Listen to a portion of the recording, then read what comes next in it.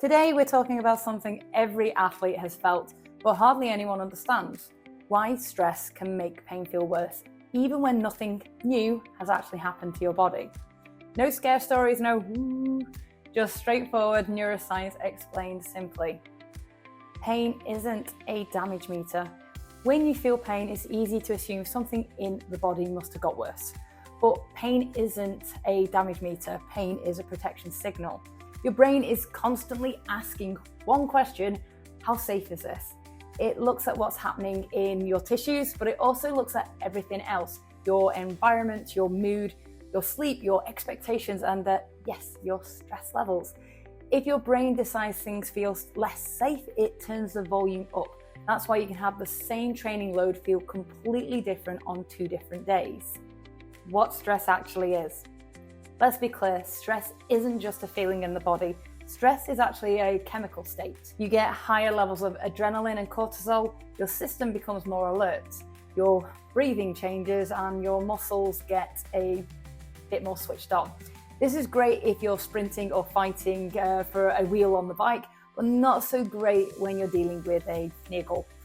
Because when your stress chemistry rises, your brain becomes more protective. And when your brain becomes more protective, pain gets louder.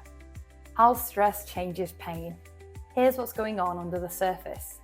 Firstly, your nervous system becomes more sensitive. The same signal from your tissues can feel sharper or more intense. Second, your threat detection system gets louder. Your brain pays more attention to anything that might be a problem, including old injuries. Thirdly, your movement becomes tighter, muscles guard, range reduces, you load things differently without even realizing. None of this means damage is increasing, it means your brain is trying to keep you safe. Here's where athletes get caught out. You think, the pain is worse today, I've made something worse.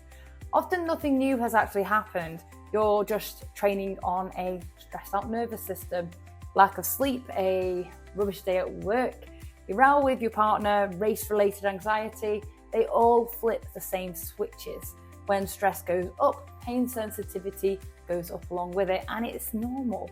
But it's also reversible. What to actually do about it? You don't need mindfulness retreats or perfect calm. You just need to reduce the threat level your brain is working under. Some simple ways to do that. First, breathe. You're doing it anyway. Just breathe slow for 2 to 3 minutes. It switches your system from fight or flight to rest and recover. Second, move. Move gently, not stretching to force anything, just movement to show the brain that things are safe. Thirdly, keep training. Just dial the intensity down.